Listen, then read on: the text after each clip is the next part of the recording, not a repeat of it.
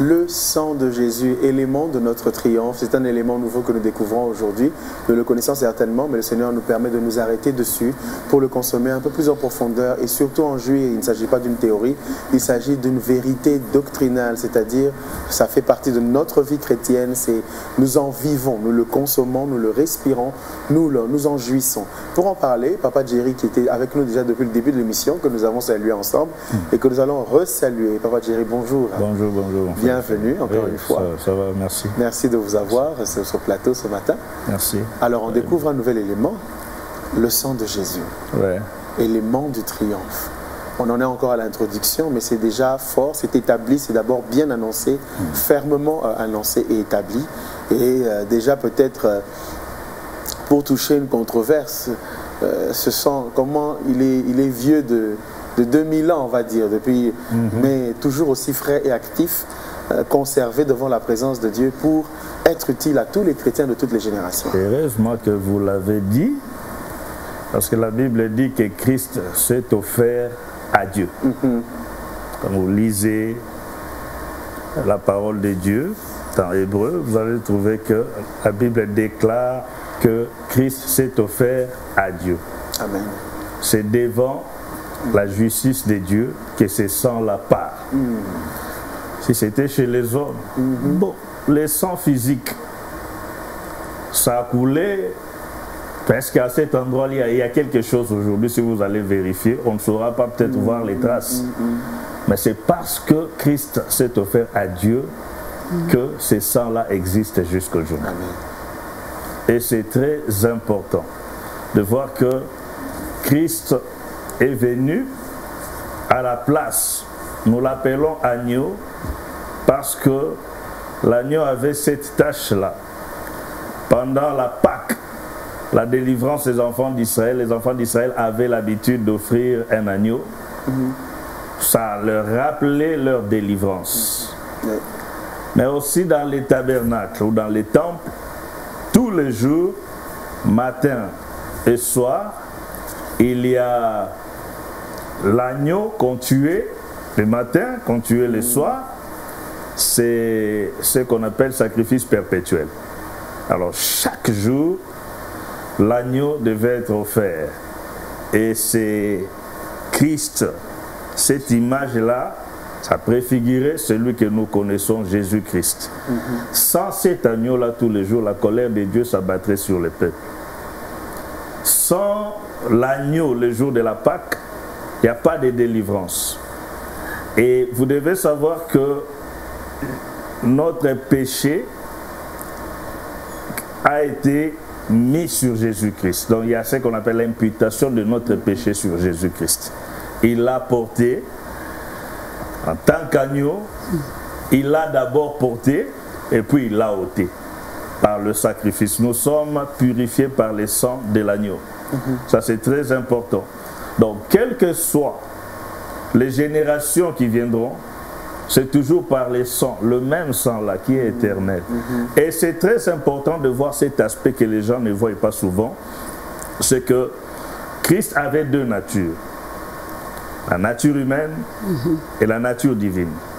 Si c'était un homme simple, son sang allait être un sang simple. Mais maintenant, l'aspect divin s'est ajouté, puisque Dieu ne meurt pas, mais le sacrifice de Jésus est toujours là devant Dieu. Il s'est offert, la Bible dit, une fois pour toutes. Vous lisez Hébreu, vous voyez qu'il s'est offert une fois pour toutes. Et ça c'est très important, ça nous bénit beaucoup. Aaron était obligé chaque fois de revenir. Chaque fois de revenir. Et Aaron était limité par la mort. S'il est mort, c'est quelqu'un d'autre qui va faire. Donc Aaron ne pouvait pas faire un service continuel, éternel. Ce n'était pas possible vu l'âge limité auquel tout homme doit mourir. Voilà, on ne doit pas dépasser tel âge et tout ça. Aaron était limité comme un humain. Mais Jésus-Christ, lui, n'est pas limité. Même quand il est mort, il est ressuscité. Amen. Et c'est là les mystères.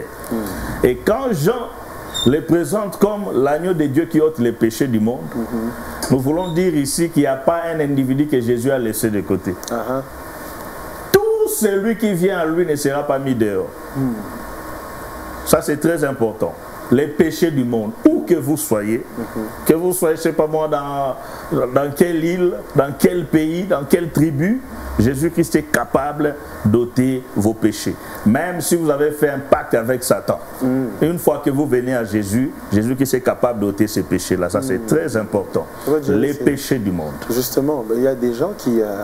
voilà, ils ont marché de manière très indigne, ils ont le sang sur les mains, le sang des hommes.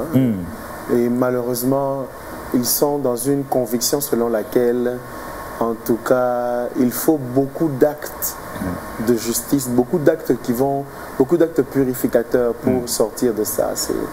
Alors, ils ont du mal à croire en une action qui n'est pas la leur, une action extérieure comme celle du sang de Jésus, qui soit suffisante pour ôter leurs péchés et les présenter devant Dieu comme purs et définitivement purs.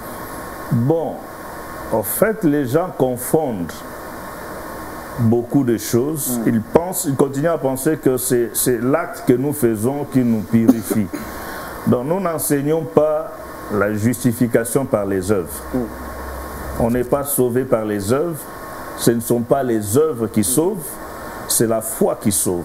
Amen. Et quand ils lisent la Bible, je ne sais pas comment ils interprètent la Bible, mais quand nous voyons la Bible, nous voyons que les gens présentent l'offrande. Et ce n'est pas l'offrande qui meurt, c'est l'offrande qui meurt. Vous voyez? Donc, ils s'approchent de Dieu, mais pas par leur mérite, mais par le mérite de quelqu'un d'autre, ou d'un animal qui est là. On devait tuer cet animal à la place.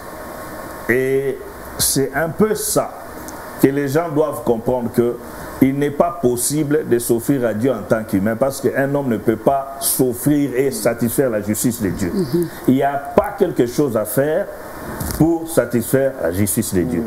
Donc il n'y a que Jésus qui a satisfait la justice de Dieu. C'est pourquoi nous parlons de l'expression propitiation. C'est-à-dire que Christ a apaisé la colère de Dieu. Il a apaisé la colère de Dieu. Les seuls qui ont apaisé la colère de Dieu. Tout ce que l'homme peut faire. Oh non, venez avec, je ne sais pas moi, une poule. Venez avec une chèvre. Christ s'est offert une fois pour toutes. La Bible le dit.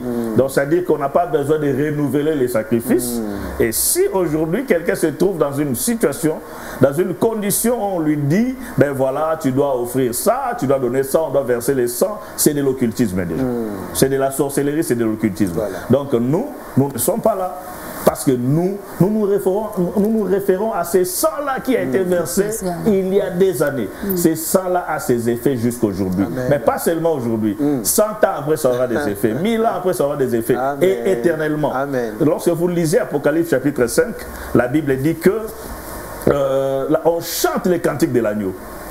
Pas n'importe quel agneau. L'agneau là qui a été immolé. On chante les cantiques de l'agneau.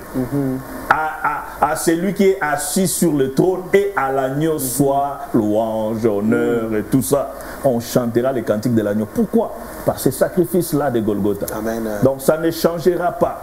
Donc ceux qui sont en train de penser qu'il faut faire quelque chose, ils sont dans l'erreur. Nous appelons ces personnes-là à croire en Jésus comme Seigneur et Sauveur. C'est la seule façon d'être justifié, c'est la seule façon d'entrer dans la présence de Dieu, c'est la seule façon de satisfaire Dieu. Amen. Que notre vie ne peut pas satisfaire Dieu. Nous avançons avec donc Christ. Si nous pouvons nous référer à l'image de l'Ancien Testament où l'offrande amenait l'agneau pour les sacrifices, ce n'est pas nous qui avons présenté Jésus. Christ s'est offert.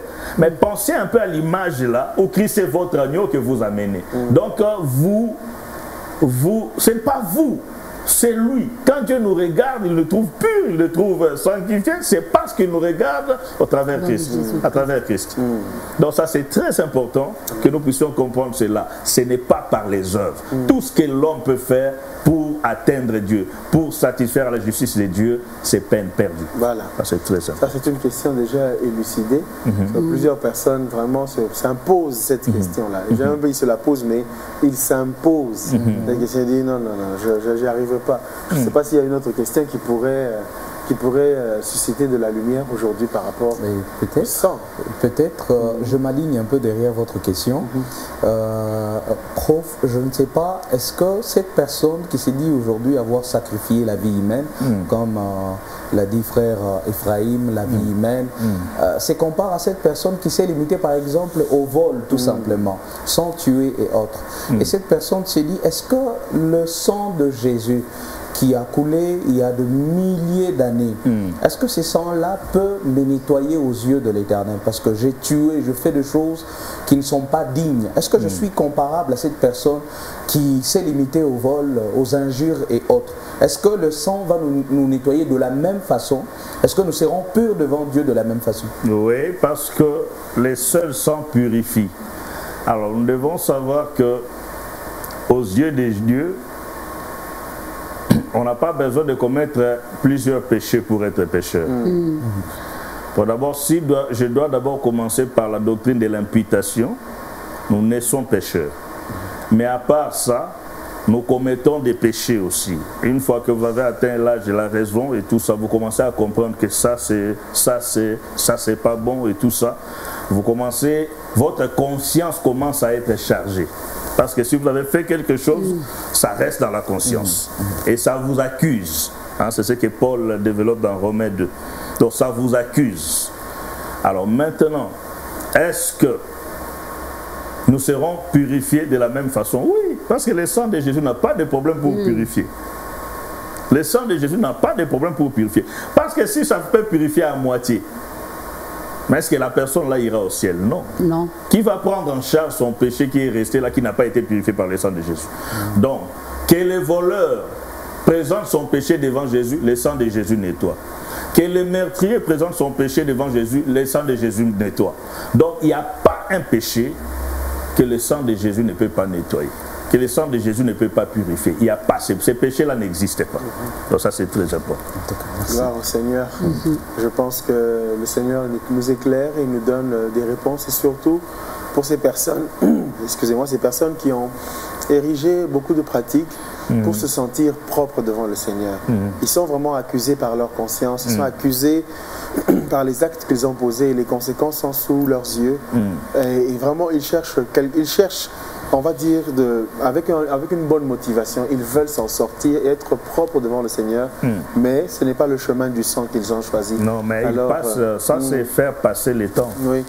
Alors avec vous, Papa Jerry, nous allons prier pour ces personnes-là, car il y a une bonne nouvelle. Le sang est la source du triomphe, la cause du triomphe en Christ, et la grâce a tout son effet parce que la porte du sang a été ouverte. Nous allons prier. Pour ceux-là qui pensent encore qu'ils peuvent faire quelque chose, que le sang de Jésus ne suffit pas. J'ai prié, Seigneur, au Dieu, qu'ils puissent venir à toi, goûter et voir combien tu effaces leurs péchés. Aussi grand soit-il.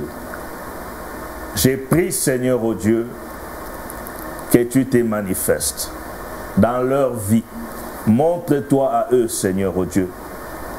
Conduis-les, Seigneur, à la croix. Qu'ils voient combien ce sang qui a été versé à Golgotha, il y a des milliers d'années, a coulé pour eux.